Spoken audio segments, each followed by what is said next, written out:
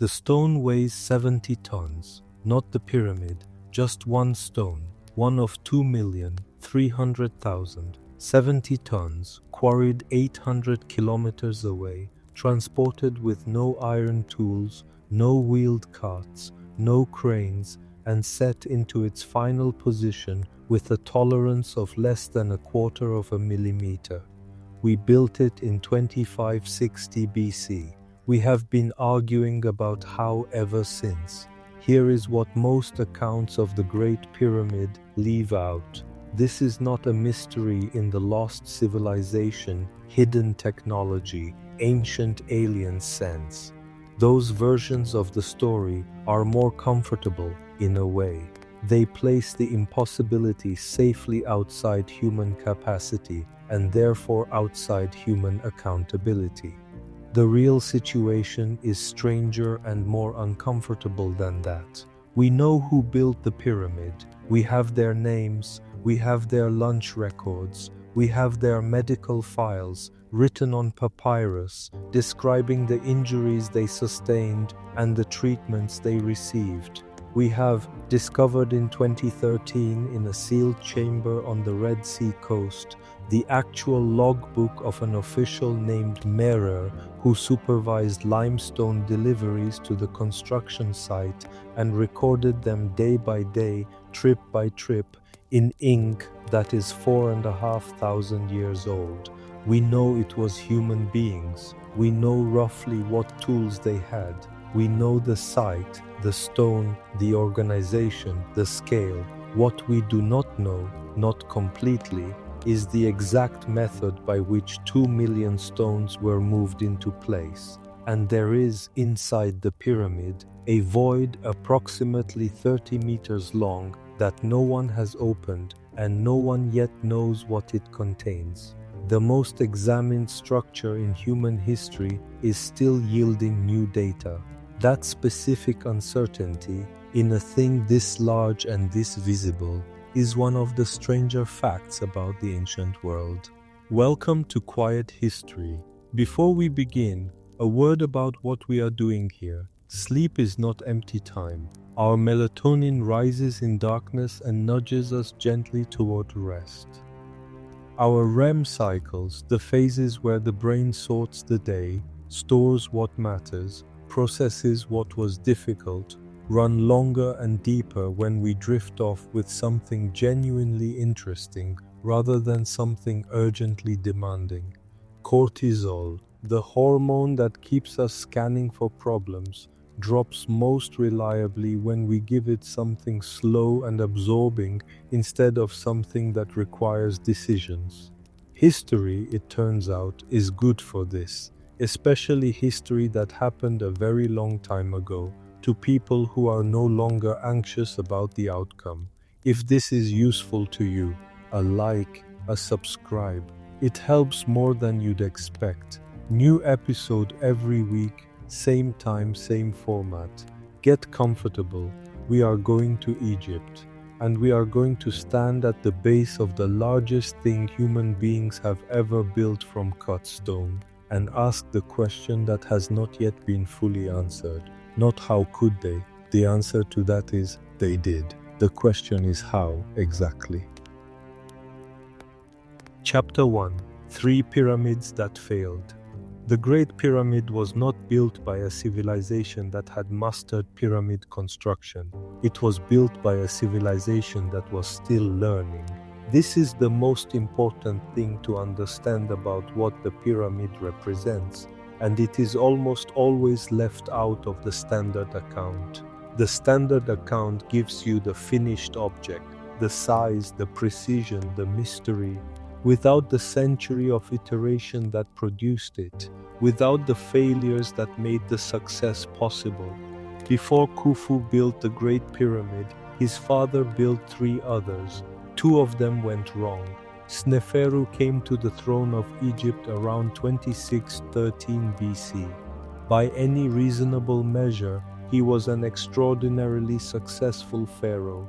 Long reign, military successes in Nubia and Libya, trade expeditions to Lebanon for cedar timber that Egyptian construction desperately needed. He also built more pyramid volume than any other pharaoh in Egyptian history, including his son.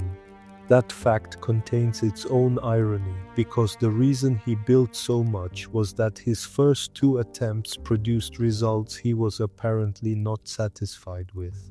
His first major pyramid was at Meidum, about 90 kilometers south of modern Cairo. It began as a step pyramid, the architectural form that had been standard since Imhotep built Djoser's pyramid at Saqqara roughly a century before. Step pyramids have a particular logic. They are essentially a stack of mastabas, the flat-topped rectangular tombs that preceded them, each one slightly smaller than the one below, producing a staircase profile that rises to a point. They had been built successfully for a century. The engineering was understood. Then Sneferu, or his architects, or some combination of decision-makers whose identities and reasoning are entirely lost to us, decided to convert the step pyramid into a true pyramid, fill in the steps, add smooth outer casing, produce four clean triangular faces meeting at a tip, like the pyramids that would follow. The outer casing fell off. What you see at Meidum today is a square tower rising from a wide mound of rubble. The rubble is the casing. The collapse may have happened during construction or afterward, or in stages over a long period. The record does not specify. What is clear is that the attempt to convert a step pyramid into a smooth-sided pyramid with casing stones produced a structural failure visible enough to change the direction of everything that came after. Sneferu's second pyramid is at Dahshur, 40 kilometers south of Cairo. It is one of the most distinctive shapes in Egyptian architecture, and the reason it is distinctive is that it represents an engineering decision made in the middle of construction and visible for miles in every direction. The lower portion of the bent pyramid rises at 54 degrees, clean, ambitious, pushing toward the kind of steep profile that makes pyramids look dramatic against the desert sky. Then, about halfway up, the angle changes. The sides abruptly shift to 43 degrees and continue at that shallower slope to the apex. The kink is impossible to miss. It looks like a building that changed its mind. The most widely accepted explanation is that the lower portion showed signs of structural in-stress during construction, possibly cracking, possibly settlement in the foundation, and the angle was reduced to decrease the load. The pyramid survives intact. The visible kink is a record of the moment when someone looked at what was being built and made a decision that the original design was not going to work. The Red Pyramid, also at Dahshur, was Sneferu's third attempt. Built at 43 degrees from the very beginning, applying the lesson of the bent pyramid, it rose to 104 meters without incident. It is the first geometrically true pyramid in history, four smooth triangular faces meeting cleanly at a single point, no steps, no kink, no casing failure. It worked. It is still there. Then Khufu became pharaoh, and he built something taller. The Great Pyramid is not a beginning, it is a culmination. The architects who designed it had access to everything that had been learned at Meidum. What happens when you add smooth casing to a stepped structure without adequate preparation? They had access to everything learned at Dahshur, the angle that produces structural stability at large scale, the importance of foundation preparation, the value of monitoring a structure as it grows and being willing to change course. They had access to the Red Pyramid, proof that the corrected approach worked. Khufu inherited not genius, but expertise. 3 generations of accumulated technical knowledge, paid for in collapsed casing stones and bent angles, refined by architects who had built very large stone structures that failed and had the opportunity to try again. What he added to that inheritance was resources, not the ingenuity to invent something new. The knowledge already existed. What he added was the scale of labor mobilization, the supply chain reach, and the administrative capacity to apply that knowledge to a project larger than any of the preceding ones. The result is what we are here to discuss: the stone first, the personal dimension, the pyramid that the engineering literature tends not to address. Standing at the base of the Great Pyramid for the first time is not the same as looking at a photograph of it. The photographs are accurate, the dimensions are correct, the angles are right, the desert light is faithfully represented. But there is something that photographs cannot convey, which is the experience of scale that arrives only when your own body is in proximity to something very much larger than a body. The pyramid is not tall in the way a modern skyscraper is tall. It is wide. The base covers more than 5 football fields. Walking around the base at a normal pace takes about 45 minutes. The stones at the base are not the same size as the stones higher up. They are larger, rougher, the kind of blocks that require dozens of workers to move and that weigh more than some houses. At the base, they come up to your shoulder. This is important for the argument we are going to make tonight, because the argument is that the Great Pyramid is not a mystery in the sense of something that cannot be explained. It is a mystery in the sense of something that is not yet fully explained, which is a different thing entirely. And to appreciate that distinction, you need some intuition for the scale of what was done. 2,300,000 stones, one every 2 minutes, for 20 years. We are going to try to understand how.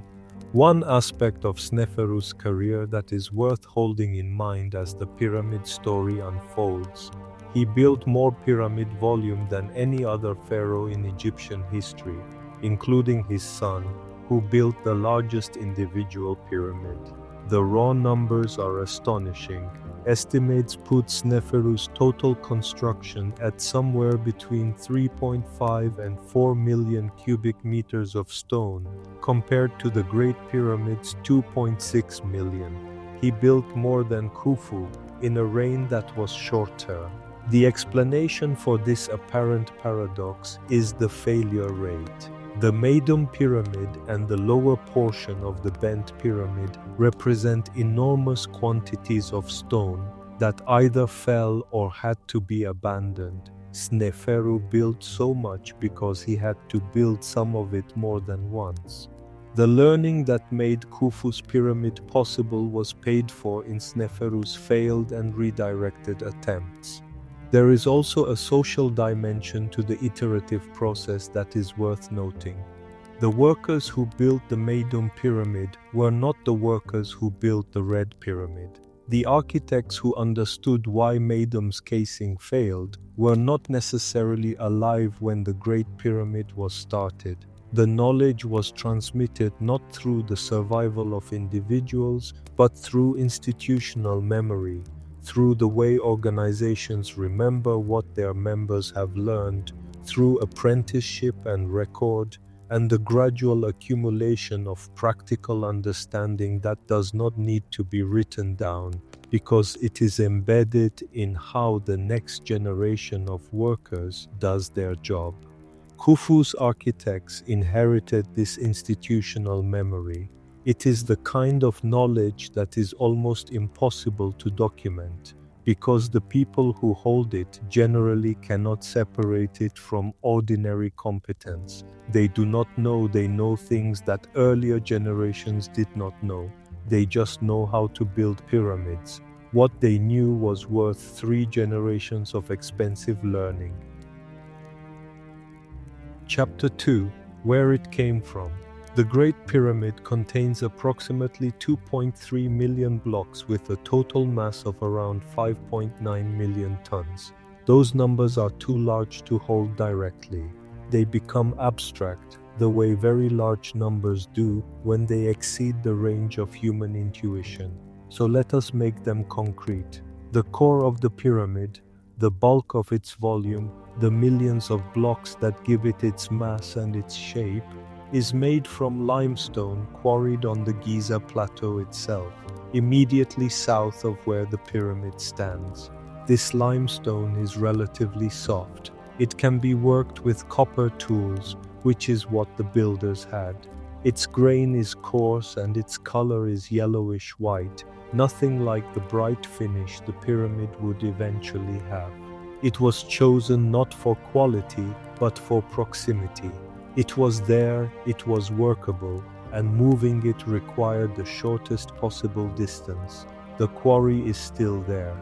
South of the Sphinx, a vast depression in the plateau marks where millions of tons of rock were removed over the course of the construction. It is visible from above, a dark basin cut into the pale plateau surface. Walking the edge of it gives a physical sense of the volume involved in a way that no statistic can. The casing was different material entirely. The pyramid's outer surface was originally covered in Tura limestone, quarried on the east bank of the Nile about 12 kilometers from Giza. Tura limestone is finer grained and harder than the plateau stone. It can be worked to much tighter tolerances and polished to a degree that ordinary Giza stone cannot match. The result, when the pyramid was complete, was a continuous white surface, smooth, reflective, joining at edges sharp enough to catch light differently from the flat faces. Most visitors to Giza today have no intuition for what the pyramid originally looked like, because the casing is almost entirely gone. It was stripped in the medieval period, primarily in the 13th and 14th centuries, to build the mosques, bridges, and city walls of Cairo. The casing stones became the raw material of a medieval city that did not fully understand what it was dismantling. Enough remains at the base of Khafra's adjacent pyramid to show what the original surface looked like. The joints between casing blocks, seen up close, are nearly invisible, lines thinner than a credit card, fitted with precision that would be demanding even with modern cutting tools. The granite is the most significant material in terms of engineering difficulty. The burial chamber, the antechamber, the corridors near the chamber, the sarcophagus, and the 9 ceiling beams of the king's chamber are all made from Aswan granite. Aswan is 800 kilometers upstream. Granite is substantially harder than limestone, harder than copper, harder than bronze, and cannot be cut efficiently with the tools that worked fine on softer stone. The Egyptians addressed this with 2 methods. The first was pounding with dolerite balls. Dolerite is a volcanic rock harder than granite. A dolerite ball of the right size, wielded by a worker with patience and a rhythm developed over years of practice, can gradually pulverize granite surface material. It is slow. It produces a rough surface that must then be refined. But it works and requires no tools that Bronze Age Egypt did not have. The second method was abrasive cutting. Copper or bronze saws fed continuously with a slurry of quartz, sand, and water. The metal saw itself does not cut the granite, quartz does. The saw holds the abrasive against the stone and moves it back and forth, wearing through the material by friction. This is also slow. An experimental replication project in the 1990s found that cutting a granite block of the size used in the king's chamber would occupy a skilled team for months. The king's chamber ceiling contains 9 of these beams. Each is approximately 5.5 meters long. Each weighs roughly 50 tons. Just producing those 9 beams, before anyone had moved them, loaded them onto boats, transported them 800 kilometers, unloaded them, dragged them to the site, lifted them into position, would have occupied a dedicated quarry team for years. There is an unfinished obelisk at Aswan that dates from the New Kingdom, roughly 1200 years after the pyramid. It is much later than our subject, but the methods are the same. The obelisk is 42 meters long and still attached to the bedrock along one face. It was abandoned when a crack appeared during quarrying, and it has lain there for 3,000 years exactly as it was left. Walking around it, you can see the trenches cut into the granite on 3 sides, the dolerite marks across the trench surfaces, the tools and the pace and the patience required. It is the clearest existing record of what this work looked like from the inside. Moving the granite 800 kilometers required the Nile. The river runs south to north. Its current flows north. Stone quarried at Aswan, loaded onto wooden barges large enough to carry blocks weighing dozens of tons, could be floated downstream with the current's assistance rather than against it. The logistics were demanding. Loading 50-ton blocks onto wooden boats required careful engineering and substantial rigging, but the technique was not new. Egypt had been moving large stone objects by water for centuries before Khufu's reign. How we know the specifics of this operation, not inferred but directly documented, is one of the most remarkable small stories in Egyptian archaeology. In 2013, a team excavating the ancient harbor at Wadi al-Jarf on the Red Sea coast found a sealed room. Inside were papyri. They turned out to be the oldest papyri ever discovered in Egypt, and among them was the diary of a man named Merer. Merer was an inspector, middle management in the vast administrative machine of the pyramid construction. He commanded a team of roughly 40 workers. His job was to transport limestone from the quarries at Tura across the Nile through a canal system at the edge of the Giza Plateau and deliver it to the construction site. His logbook records this work in specific, unglamorous detail: departures, arrivals, loading, the names of canals, the name of the site, which the papyrus calls, in hieratic script, the horizon of Khufu. The round trip from Tura to Giza and back took approximately 4 days. The logs cover about 2 months and record multiple complete trips. The entries describe days of travel, the transfer between river and canal, the delivery. They describe weather and delays. They are the records of a competent administrator accounting for his team's time. They are also, incidentally, the only known contemporary written record of the construction of the Great Pyramid. The canal system Merer used to bring stone onto the plateau has been partially confirmed through satellite radar imaging of the Giza area, which has detected water channels beneath the sand, consistent with the harbor and canal network his diary describes. The stone came from specific places. It traveled specific routes. It was managed by specific people who wrote down what they did. The supply chain for the Great Pyramid generated bureaucratic paperwork. That paperwork survived, sealed in a harbor chamber, for 4,500 years. What the paperwork does not tell us is what happened once the stone reached the site. One detail about the Merer papyrus deserves additional attention because it illuminates not just the logistics of the pyramid, but the nature of Egyptian administrative culture at this moment. Merer was not a senior official. He was middle management, an inspector with a team of 40 workers responsible for one specific element of the supply chain. His diary was not a historical document. It was an administrative record, filed because the administration required him to account for his team's time and resources. It was the equivalent of a modern timesheet, or an expense report, or a logistical tracking document.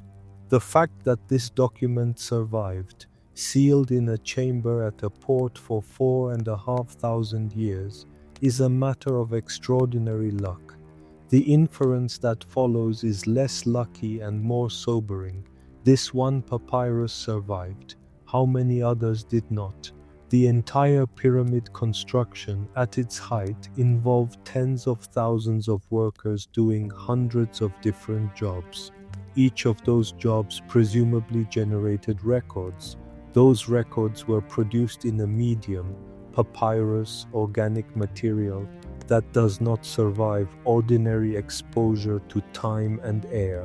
What we have is a single inspector's diary. The administrative machine that produced mirror also produced 100 mirrors we will never know, whose records described 100 other functions in the supply chain.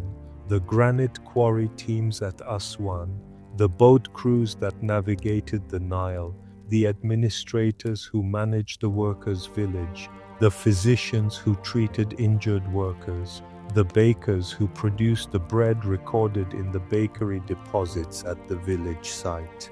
All of it generated paperwork. Almost none of the paperwork survived. This is worth keeping in mind when evaluating claims about what we do and do not know about the pyramid's construction. The absence of a detailed written record of the construction methods is not evidence that no such record existed. It is evidence that organic materials in the ancient world are destroyed by time, and that we are always working with fragments. Chapter 3. Who built it? The most durable false thing about the Great Pyramid is that it was built by slaves. This claim has a long history. Herodotus, writing about Egypt in the 5th century BC, 21 centuries after the pyramid was finished, recorded a tradition that 100,000 men worked on its construction. His account has been read through the lens of later assumptions, and the assumption that mass labor in the ancient world meant enslaved labor settled into popular memory and stayed there. The physical evidence from Giza contradicts it directly. Beginning in the 1990s, the archaeologists Zahi Hawass and Mark Lehner excavated a settlement south of the Sphinx that turned out to be the workers' village, built specifically to house the pyramid workforce. What they found was not a labor camp, it was a functioning town. The village had bakeries, industrial-scale bakeries, producing bread in quantities consistent with feeding thousands of workers. The physical infrastructure of bread production, the pots, the forms, the ash deposits, is well preserved enough to estimate output. It had breweries.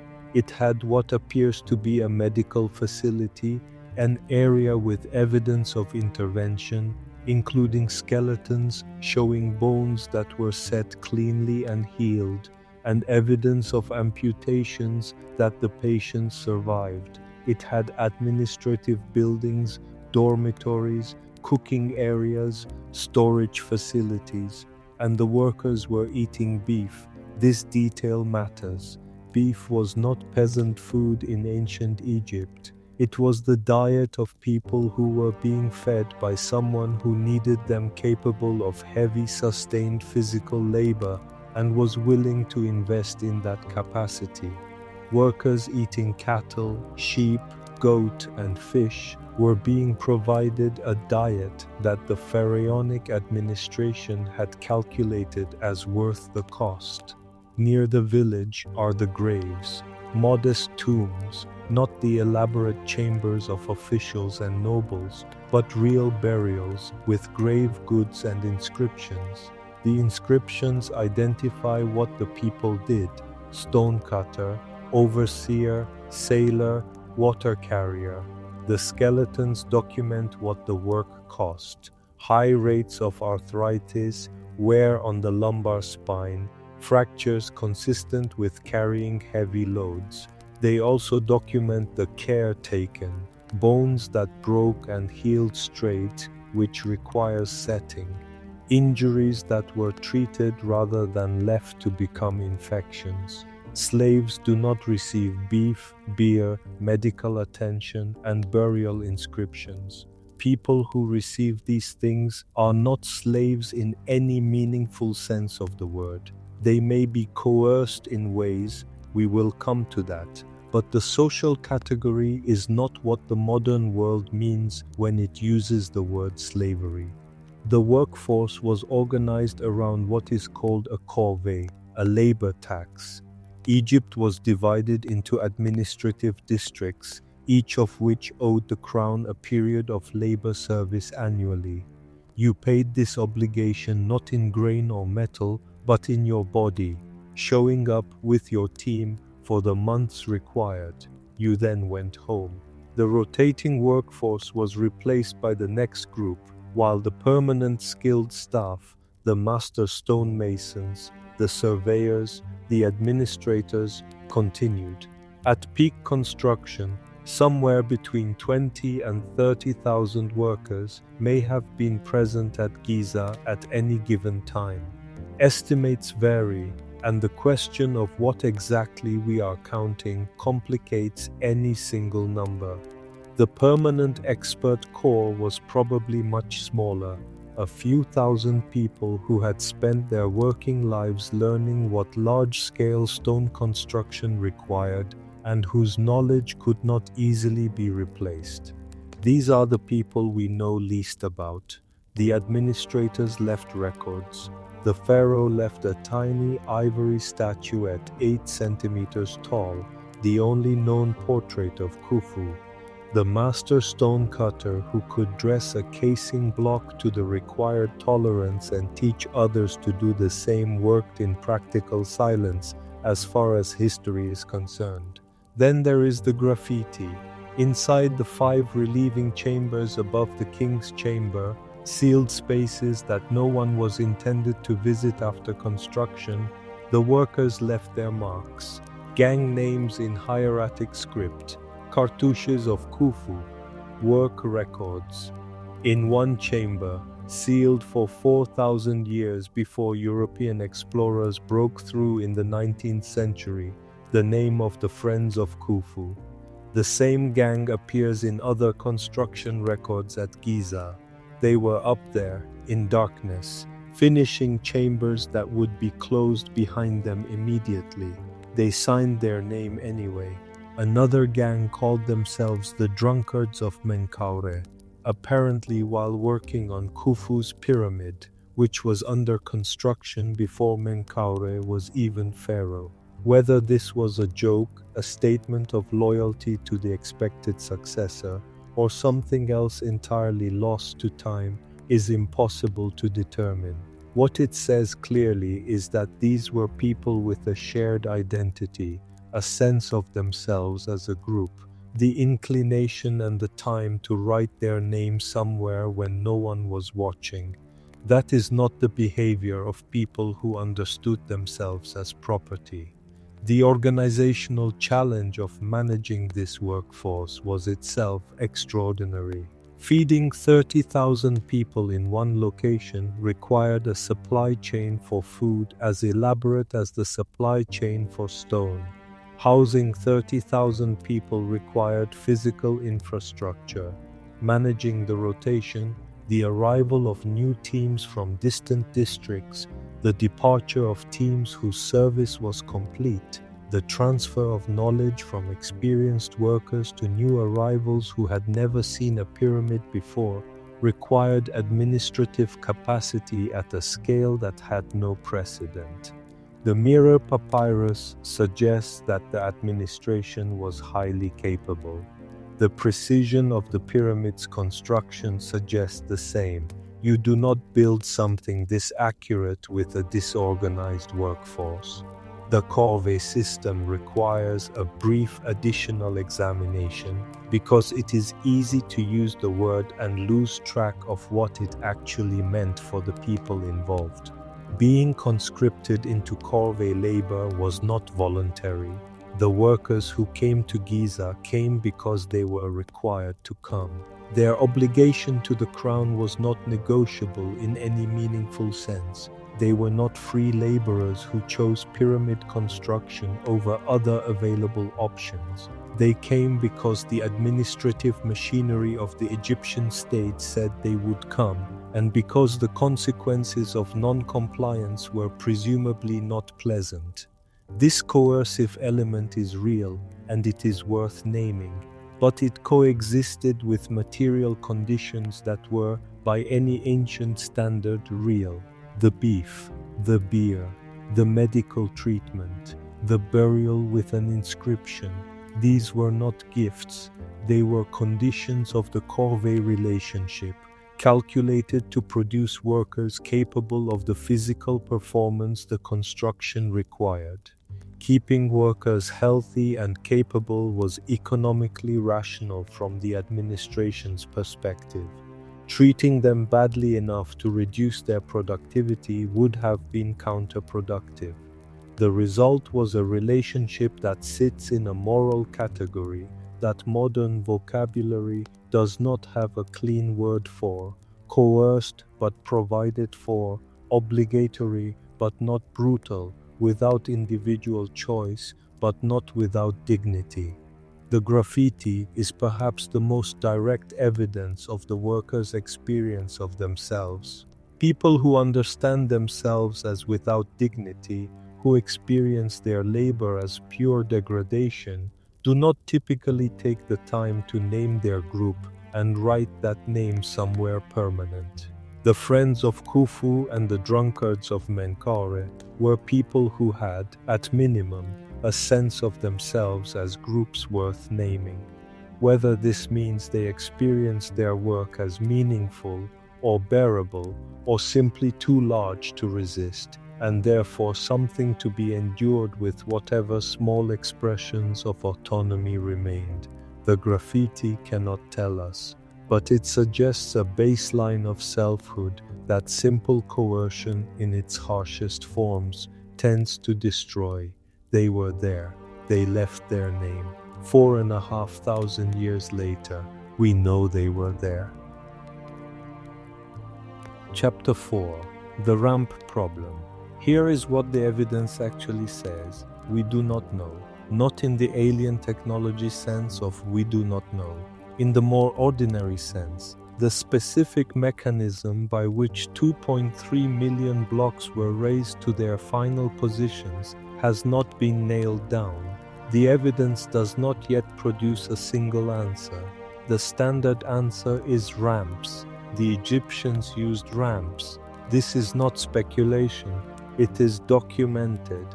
Evidence of construction ramps survives at other Egyptian sites, at temples at Karnak, at quarry sites, at the unfinished pyramid of Sekhemkhet at Saqqara. Ramp construction was established technology. Ramps were used. The question is what kind and what they did about the geometry. The problem is this: a ramp that rises at 10 degrees, the kind of gentle slope that allows teams of workers to drag heavy loads upward, would need to extend roughly 838 meters horizontally to reach the apex of a 146-meter pyramid, at the width required to allow multiple teams to work simultaneously, necessary to achieve the required throughput. A single straight ramp to the apex would contain more material than the pyramid itself. You would move more earth and brick building the ramp than you would move stone building the thing the ramp was for. This is arithmetic, not speculation. The calculation has been done by engineers and archaeologists and is not seriously contested. A single straight external ramp to the top is not geometrically feasible. What follows from this is that the builders either used a different kind of ramp, shorter, steeper, serving only part of the construction, or used ramps in combination with other mechanisms, or both. The most discussed alternative is what might be called the hybrid approach, a straight external ramp built to a moderate steepness serves the lower portion of the pyramid where most of the volume is concentrated. More than half the pyramid's total stone volume is in the bottom third of its height. Getting stone to the lower courses quickly and efficiently is the largest single logistical challenge, and a ramp that serves only the bottom portion requires much less material than one that reaches the top. For the upper portion, where the remaining volume is smaller and the geometry allows different approaches, other mechanisms take over: levers, rope and pulley systems, short ramps applied locally to individual courses. The workers at this phase of construction are moving less stone in total, can afford to work more slowly per block, and have the advantage that mistakes in the upper courses affect far less of the structure than mistakes in the lower ones. This hybrid approach is plausible.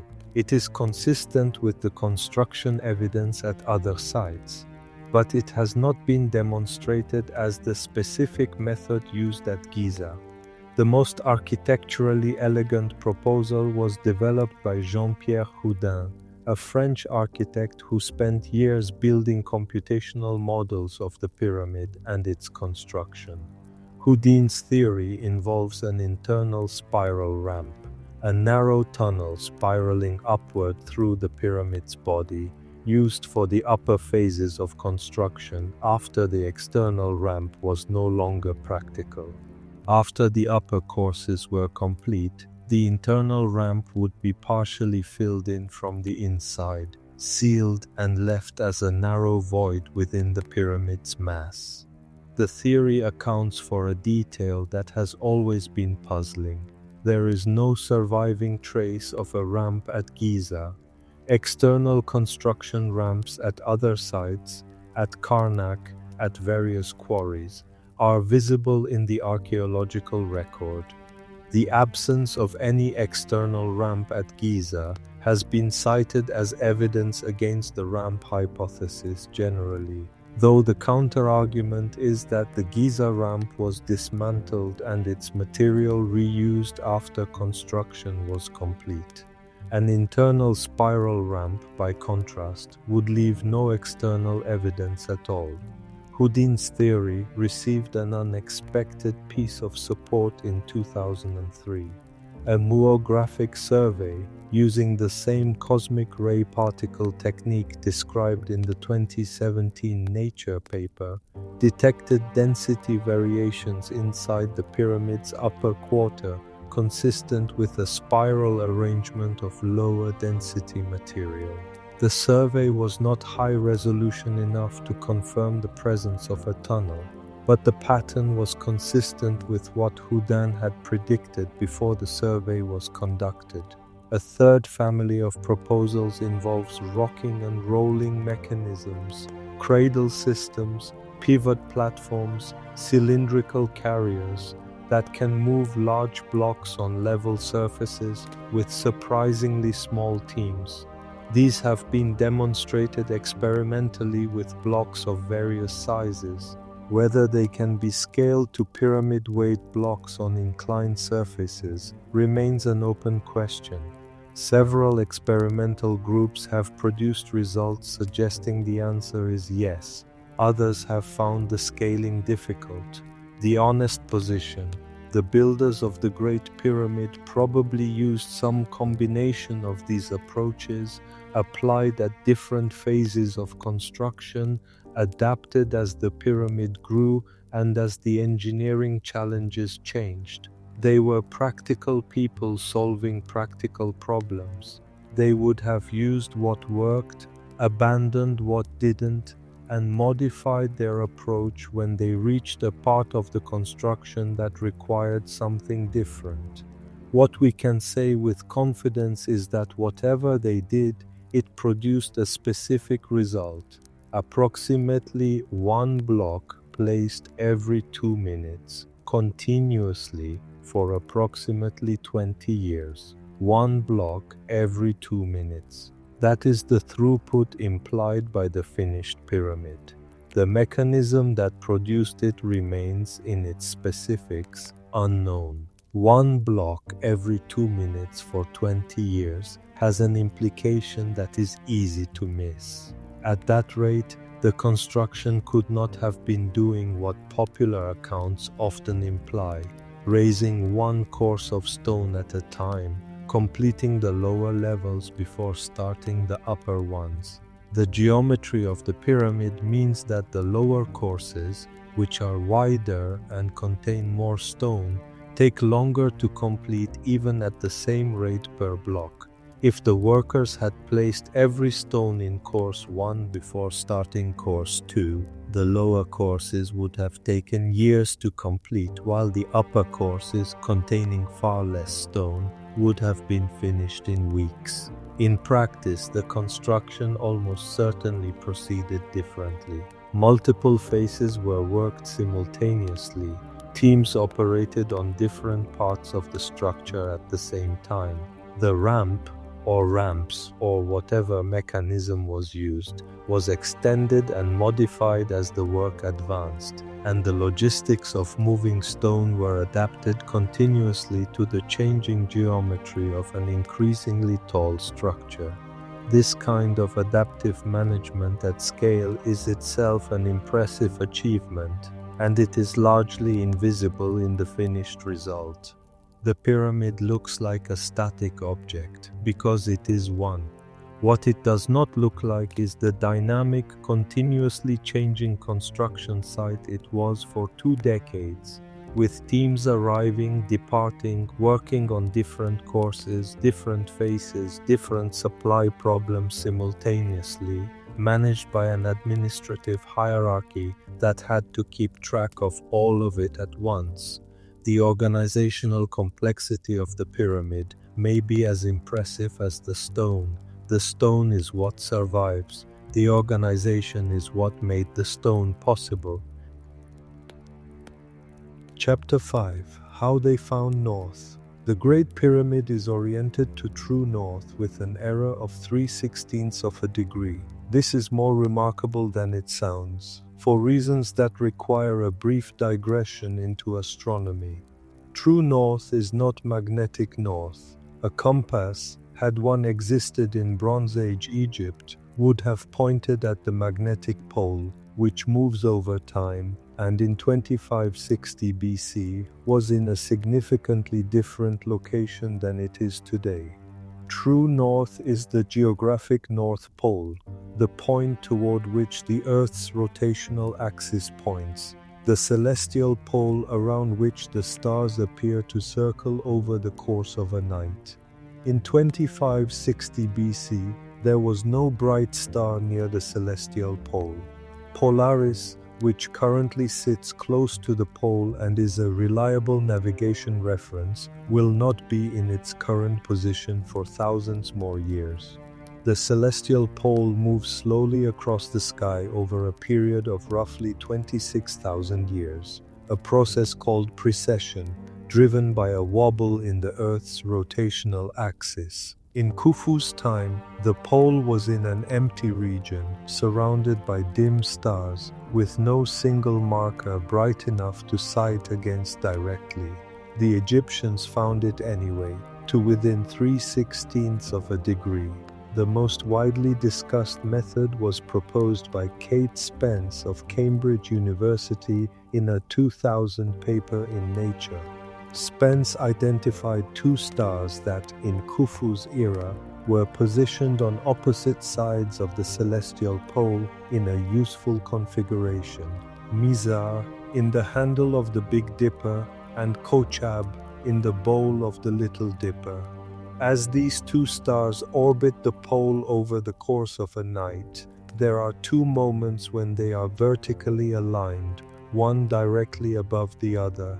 At that moment of vertical alignment, the midpoint of the imaginary line connecting them points exactly at the true celestial North Pole. An observer with a plumb bob, a weight on a string, the simplest possible instrument for establishing vertical, could sight along the line of the aligned stars and the plumb bob simultaneously, establishing the north direction with high accuracy. No instrumentation beyond string and a small weight. No calculation beyond observation and the discipline to observe carefully and repeatedly over many nights. Spence went further than identifying the method. She noted that the Mizar-Kochab alignment drifted slowly over time due to precession, and that the pyramid's small orientation error was consistent with the drift expected at a specific date. Her calculation placed the beginning of Khufu's construction at 2480 BC, plus or minus 5 years, somewhat later than conventional dating based on other evidence, which places it closer to 2560 BC. The specific date calculation has been debated. The method itself has not been seriously challenged. Other researchers have proposed solar methods using the shadow of a vertical rod at sunrise and sunset to bisect the angle and find north, or using the heliacal rising of specific stars as an alignment reference. All credible proposals share the characteristic that they require sustained, careful observation over multiple days or nights, rather than a single measurement. Precision comes from repetition and averaging, not from a single perfect observation. The leveling of the base tells a similar story about patience and method. The Great Pyramid sits on a platform carved from a natural rock outcrop. That outcrop was not flat. Over 52,900 square meters, an area larger than 10 football fields, the surface has been leveled to within 2 centimeters of perfect horizontal, highest point to lowest point, less than the thickness of 2 thumbnails, across an area the size of a large city block. The most plausible technique is water. Trenches cut into the bedrock filled with water, used as a continuous level datum. The surface of still water is always horizontal, regardless of the shape of the ground beneath it. You cut the rock to the water surface, mark the target level, drain the trench, move to the next section, fill and mark again. Repeat across the entire platform area. The process is slow, labor-intensive, and requires no technology more advanced than the ability to cut rock, carry water, and transfer a mark. It produces extraordinary precision if done carefully and continuously. The 2-centimeter tolerance at Giza is consistent with this method applied with Egyptian standards of care. The pyramid's 4 sides are equal in length to within 60 millimeters. The corners deviate from perfect right angles by no more than 12 arc seconds. These achievements were made without any instrument we would recognize as precision tooling, no electronic levels, no laser plumb bobs, no standardized metal measuring devices. They were made by surveyors who were very good at their work, using techniques refined over generations of pyramid building practice, applied carefully at every step. There is a detail about the pyramid's proportions that appears in almost every popular account and requires direct address. The ratio of the pyramid's base perimeter to twice its height works out to approximately 3.19, that is, PE to 5 significant figures. This has been interpreted as evidence that the ancient Egyptians deliberately encoded the mathematical constant pi into the structure's design, which would mean they understood it 1,000 years before it appears in any known mathematical text. They almost certainly did not. What they did was use the seked, the Egyptian unit for expressing pyramid slope, defined as the horizontal displacement per cubit of vertical rise. A specific seked value, applied consistently, produces a specific geometric relationship between base and height. That relationship, when expressed as a ratio of perimeter to height, produces pi, not because anyone chose pi, but because pi is an inherent property of the geometry. You can build pi into a structure without knowing what pi is, as long as your slope ratio is the right number of cubits. What is not accidental is the precision. The pyramid is accurate because accuracy was chosen by surveyors who understood that error at the foundation scale would propagate catastrophically through the structure and who did the work required to avoid it. The question of how the Egyptians maintained the precision of their north alignment across the entire construction, not just at the base, but through the additions of thousands of courses of stone over 20 years, has a less glamorous answer than the initial survey. The answer is continuously. The north alignment was not established once at the beginning and then held through 20 years of construction without checking. It was maintained as an ongoing surveying operation, with reference markers updated as the structure grew, and the alignment verified repeatedly throughout the process. Any deviation caught early could be corrected by adjustment of the stone courses above it. A deviation caught late, when the pyramid was already largely complete, would be impossible to fix. The discipline required to maintain this continuous verification, while simultaneously managing the logistics of stone delivery, worker rotation, food supply, and construction progress, is another element of the achievement that tends to be invisible in the finished result. A broader point about the pyramid's precision that extends beyond any single measurement. Every aspect of the pyramid's dimensional accuracy, the leveling of the base, the north alignment, the equality of the four sides, the accuracy of the corners, required sustained attention throughout the construction, not just a single precise survey at the beginning. The pyramid is accurate because someone was paying attention continuously for 20 years. That is what precision actually requires, not genius, not advanced technology. Attention, sustained, organized, well-resourced attention over a period of time longer than most modern construction projects. They had it. The pyramid is the evidence. Chapter 6. Inside, the plan that changed twice. The interior of the Great Pyramid is not the interior that was originally planned. It is the interior that resulted from two complete changes of design during construction, each one building over or sealing what came before. We know this because the earlier plans are still inside the pyramid, unfinished, accessible to those who know where to look. The first plan was to cut the burial chamber into the bedrock beneath the pyramid. This chamber exists. It is reachable today through a steep shaft that descends from the pyramid's north entrance deep into the rock below. The chamber is rough and irregular, walls undressed, ceiling flat but unsmoothed, floor unfinished, the excavation stopping partway to what would have been the intended dimensions. At some point in the construction, work on it stopped and a new plan was adopted. The reason is unknown.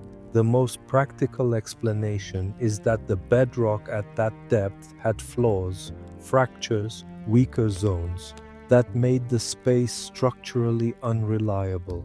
A more administrative explanation is that Khufu lived longer than the original design anticipated, and the subterranean chamber was judged too modest for the scale of the pyramid growing above it. Both are plausible, neither can be confirmed. The second plan moved the burial chamber into the pyramid's body rather than beneath it. An ascending passage leads up from the main entrance corridor to a horizontal passage and then to a room that has been called, misleadingly, the Queen's Chamber. No queen was buried there. No queen was intended to be buried there. The name was given by Arab visitors in the medieval period, and it has no historical basis. The chamber was built. The corbelled limestone ceiling was installed. The niche in the east wall, whose purpose remains debated, was finished to a reasonable degree of completion, and then the chamber was sealed. The corridor approaching it was blocked with limestone, later replaced by granite plugs. The decision had been made to change course again. What was actually used is what tourists walk through today, and it begins with a space that deserves more attention than it typically receives. The Grand Gallery is 8.5 meters high and 46 meters long. It rises at the same angle as the ascending passage, about 26 degrees, but its ceiling soars in corbelled limestone courses that step inward 7 times on each side, narrowing as they rise to a ceiling far above the floor. Walking through the Grand Gallery for the first time is consistently disorienting. You are inside solid stone, in a space with proportions that belong to a cathedral. Nothing about it is necessary for its structural function. A simple passage could have served. Instead, it is an interior space with a specific effect, a sense of ascent and imminence that reads, even after 4,500 years, as deliberate. At the top of the gallery is an antechamber with granite portcullises, heavy stone barriers designed to be dropped into position after burial, blocking access to the chamber beyond. The king's chamber is at the end. The chamber is lined entirely in Aswan granite. Floor, walls, ceiling, nothing but granite, in a room that represents the most protected interior point of the largest stone structure on Earth. The ceiling consists of 9 flat beams. Each is approximately 5.5 meters long. Each weighs roughly 50 tons. They span the chamber without visible support. They have done so continuously for 4,500 years. Above those beams are 5 additional chambers stacked vertically, each with a flat stone ceiling, with a gabled limestone roof at the very top. These relieving chambers exist to distribute the weight of the millions of tons of pyramid above the burial space, routing the compressive force outward toward the walls rather than straight down onto the flat ceiling beams below. The engineering works. The chamber shows no structural distress after 45 centuries.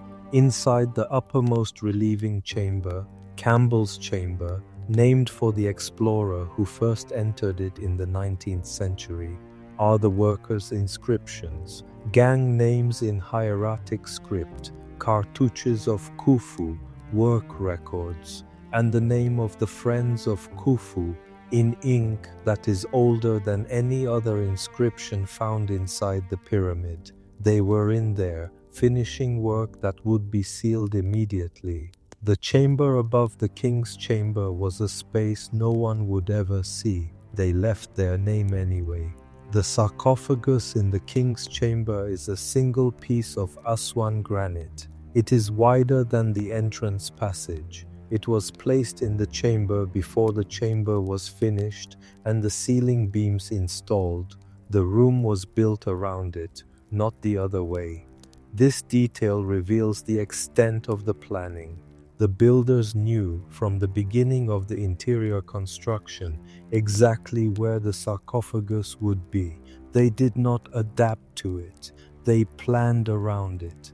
The sequence was specific. The sarcophagus goes in first, then the chamber is finished around it, then the corridor is blocked.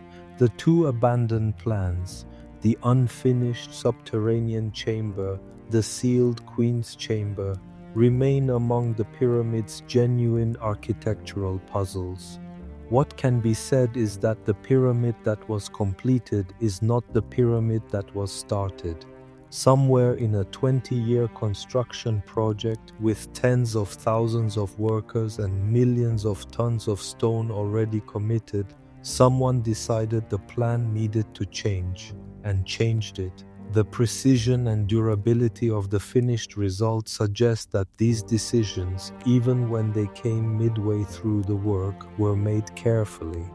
The decision to change the burial chamber location mid-construction twice raises a question that is worth asking directly. How disruptive was this to the overall project? The answer is less than you might think, and more than the accounts usually acknowledge. Less, because the interior construction represented a small fraction of the total work. The pyramid is mostly solid stone, 2 million blocks of core limestone with minimal interior space relative to the total volume. Changing the interior plan did not require tearing down what was already built. It required sealing what was already built, blocking the corridor to the abandoned Queen's Chamber, abandoning the subterranean excavation, and constructing new interior spaces within the ongoing building process. More, because the interior changes required precise coordination with the exterior construction. The ascending passage had to be built at exactly the right angle to reach the new chamber location. The Grand Gallery had to be incorporated into the pyramid's body as the exterior courses were being laid. The relieving chambers above the King's Chamber had to be constructed one course at a time as the exterior grew, with the dimensions of each chamber planned in advance so that the courses of exterior stone above them would provide the required structural support. Interior changes of this kind, in a structure being built simultaneously from the outside, require planning in 3 dimensions and coordination between teams working on different parts of the structure simultaneously.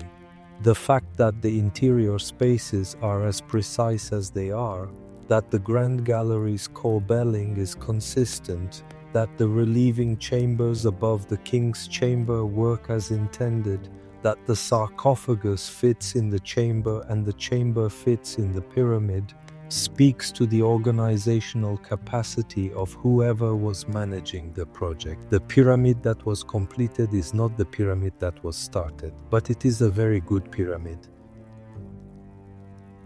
Chapter 7: The Void We Have Not Opened. In November 2017, the journal Nature published a paper by a team of physicists from France, Japan, and Egypt. They had been surveying the Great Pyramid using muon tomography. Muons are subatomic particles produced continuously in the upper atmosphere when cosmic rays, high-energy particles from space, strike air molecules. Muons pass through matter but are gradually absorbed by it. The denser the material, the more muons are absorbed.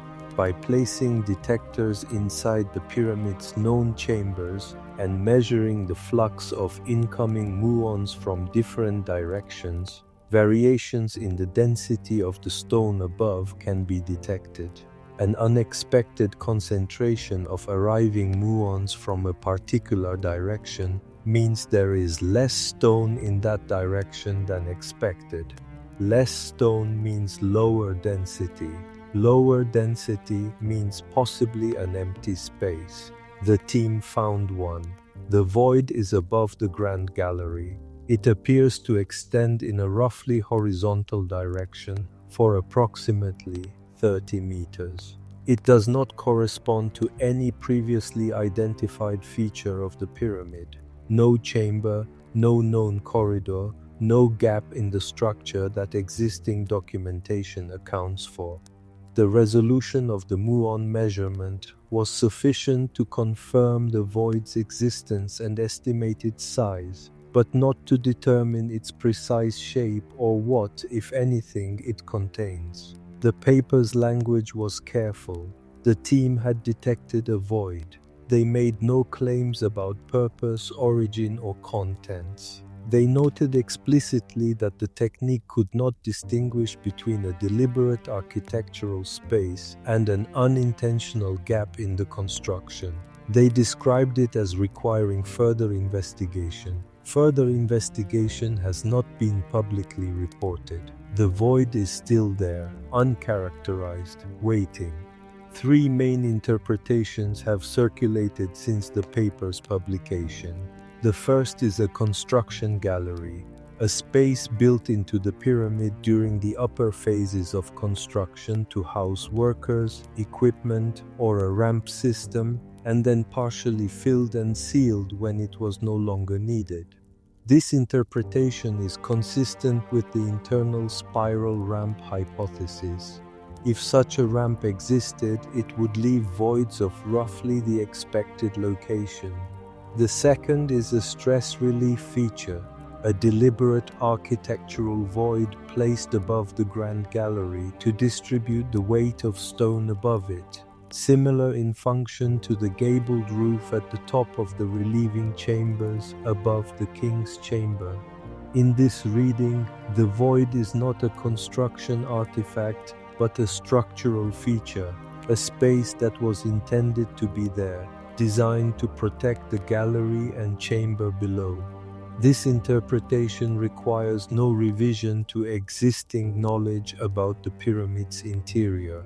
It is consistent with the engineering logic visible elsewhere in the structure. The third interpretation is that it is something no current framework predicts. That is not a mystical claim. It is a statement about the limits of what we know.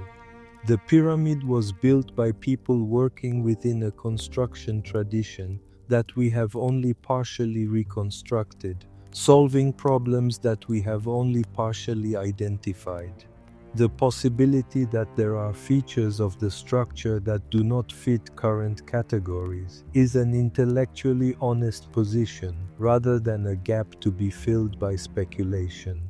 Since the 2017 paper, additional non-invasive surveys have been conducted at Giza using ground-penetrating radar, infrared thermography, and improved muon detector configurations. Some results have been published, others are still being analyzed. The Scan Pyramids project, which coordinated the original muon survey, has continued work at the site. There are people alive today who will see the void opened and its contents examined.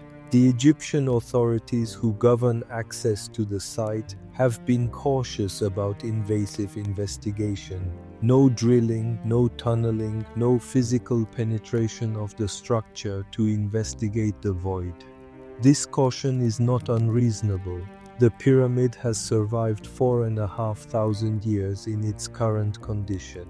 Maintaining that condition while science develops better non-invasive tools is a defensible position.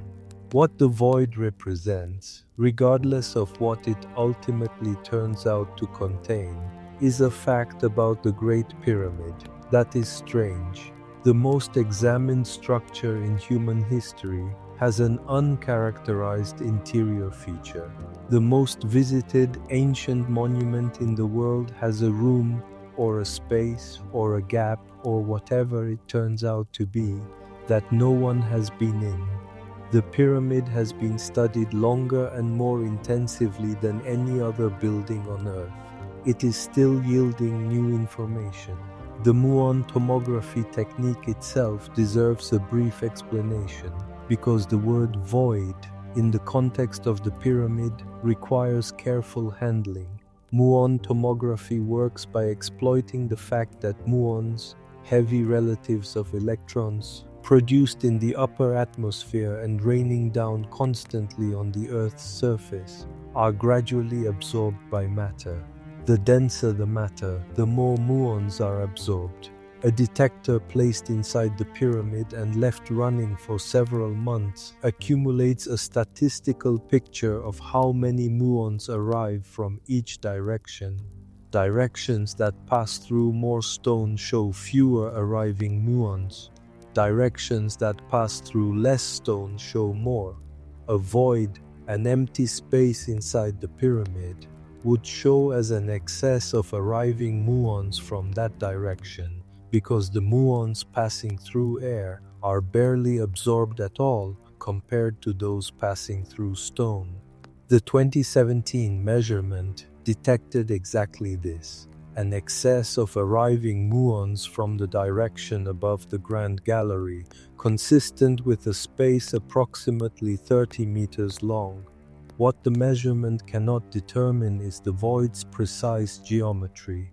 Muon tomography at the resolution available provides a blurry image, enough to confirm the existence of something, not enough to characterize its shape, its height, or its contents.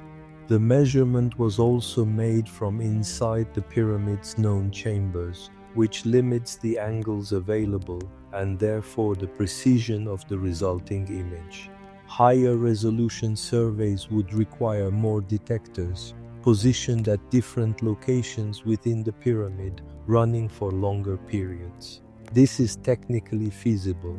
The practical constraints are access and time. The pyramid is a functioning archaeological site and UNESCO World Heritage location, and placing detectors in precise locations for extended periods requires permissions and coordination that have not yet produced a published update to the 2017 result. The void is there. It is real. What it is remains the open question.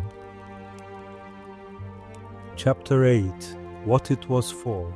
You can spend a long time on stone and ramps and GPS precision and not ask the question that is actually underneath all of it. Why? Not in the bureaucratic sense. In the deeper sense. What was the pyramid for? What did it mean to the people who spent their lives building it? To Merer, who kept the limestone delivery logs, and to the friends of Khufu, who signed their names in the dark above the chamber, and to the unnamed master stonemason who knew how to dress a casing block to the required tolerance. The short answer is, it was a tomb. Khufu's body was intended to lie in the king's chamber for eternity, sustained in the afterlife by priests who would perform the required rituals at the mortuary temple against the pyramid's east face. The complex included a valley temple at the Nile's edge, a long causeway running up the plateau's slope, and the pyramid itself at the top of the complex. Not a single building but an institution, designed to function continuously for as long as the dynasty could sustain it. The mortuary cult of Khufu was maintained for at least 500 years after his death. Priests performed the required rituals across 5 centuries. Whatever it represented theologically, it also represented a commitment of ongoing resources that speaks to how seriously the enterprise was taken. But tombs do not have to be 146 meters tall. The height was a statement in the most literal sense of that word.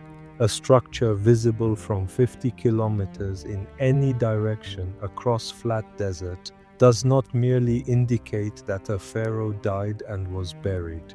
It states that this pharaoh commanded the mobilization of 20 or 30,000 workers for 2 decades.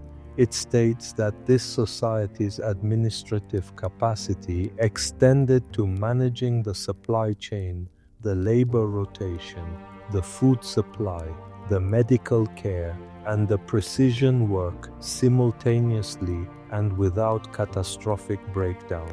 It states that this civilization has done something that will outlast every empire that comes after it. The pyramid was not just produced by Egyptian civilization at its height. It was also an argument for that height, a piece of evidence in stone, visible to everyone, about what this society was capable of.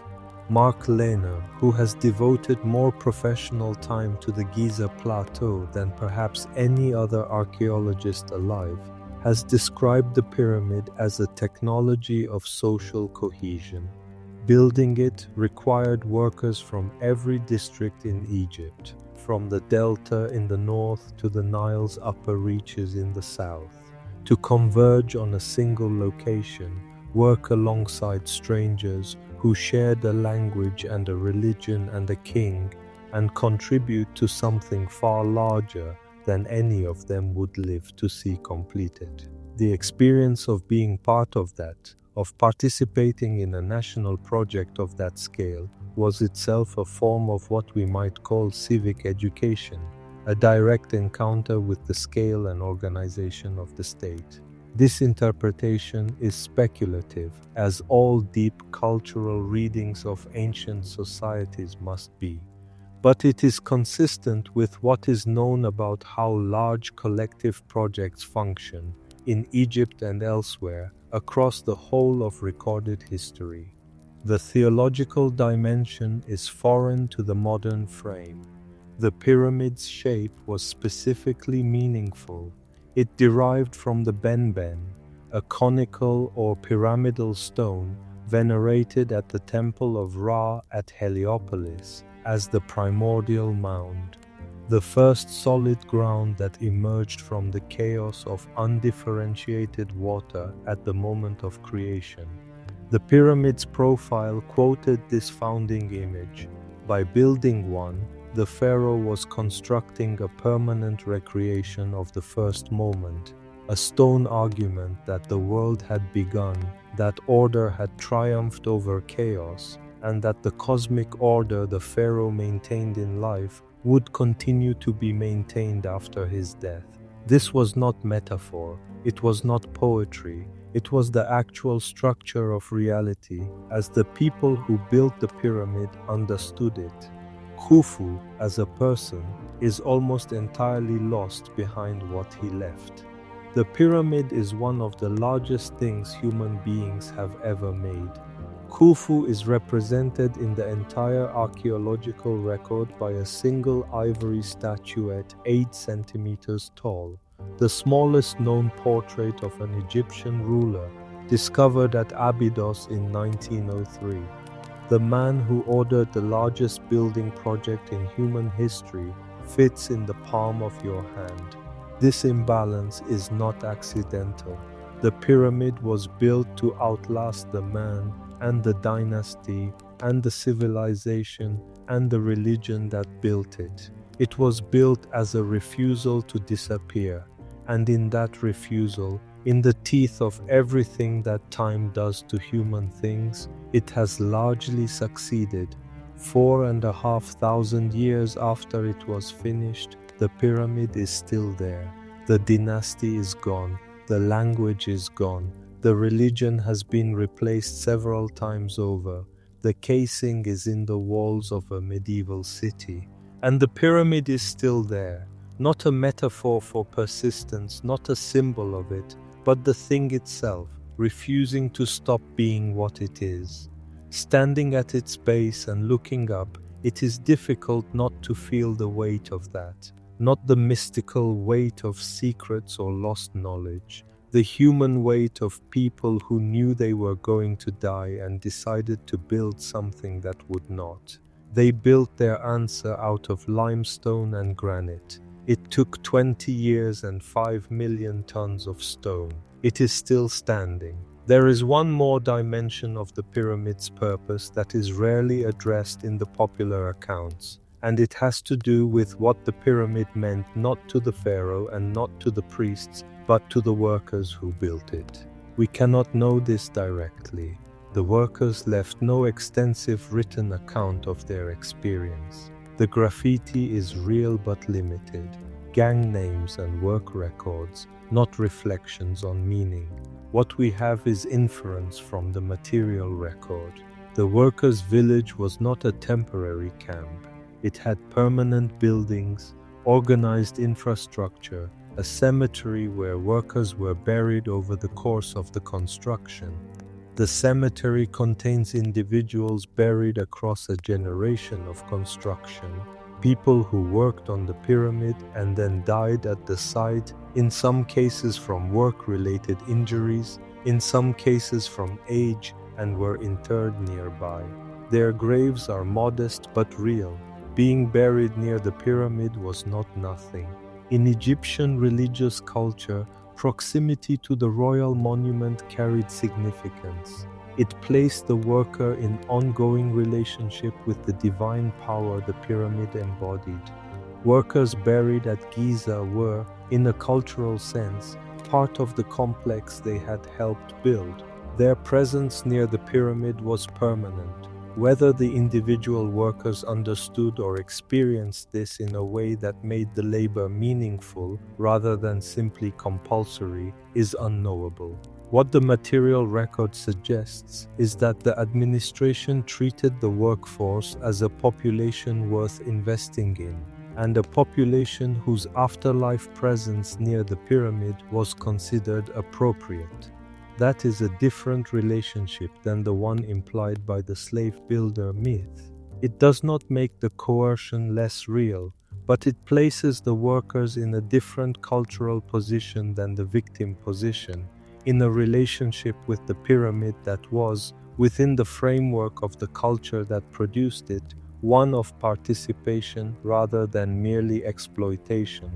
This is a distinction that the evidence supports and that the popular account typically ignores. One detail in the Merer papyrus that I find difficult to move past. Merer was not building the pyramid. He was delivering limestone to it. His team of 40 workers loaded blocks onto boats at Tura, crossed the Nile, navigated the canal to Giza, unloaded the stone, and went back for more. They did this repeatedly, in rotation, over a period that his surviving diary covers for about 2 months. He was a small cog in an enormous machine. He kept a daily log, not because he wanted to be remembered, not because he understood that a papyrologist at a university 4,500 years in the future would read his records and understand something fundamental about the construction of the Great Pyramid. He kept the log because the administration required him to account for his team's time. The administration that required him to keep that log is gone. The kingdom, the language, dead for 2,000 years before anyone could read it, and the papyrus itself, sealed in a chamber at a port on the Red Sea coast, sat there from approximately 2560 BC to 2013 AD, when someone digging in the right place at the right moment in an archaeological excavation that might easily have focused elsewhere found it. That is what history is, fragments, the ones that survived and the vast majority that did not. The Merer papyrus is extraordinary, not because it tells us something unique, but because it tells us something ordinary, how the limestone supply chain worked, in a form that survived when almost nothing else did. The pyramid survived because it is stone and it is enormous. Merer's diary survived because someone sealed it in a dark room and no one disturbed it for 4,500 years. Everything in between, the engineering drawings, the administrative records, the construction management documents, The names of the architects who made the decisions that the pyramid embeds is gone. What remains is what lasted, and what lasting actually required in each case is its own kind of accident. The pyramid was built to last. Merer's diary was not. But here we are, reading both. The pyramid also occupies a specific place in the history of human ambition that is worth naming directly. The structures that human beings have built at enormous cost and over long periods of time, the great cathedrals, the medieval walls, the modern dams and bridges, tend to have a specific character. They are not built to be useful in the ordinary sense. They are built to be permanent expressions of what a civilization believes about itself, about the forces it is in relationship with, and about the relationship between the present and the future. The Great Pyramid is the first of these. Not the first large building, there were large buildings before it, but the first structure that seems to have been built primarily as a statement about permanence itself, not just a place to put the dead, but a place to put the dead that would last forever and demonstrate to everyone who saw it that the civilization capable of producing it was also permanent. This is a specific kind of ambition.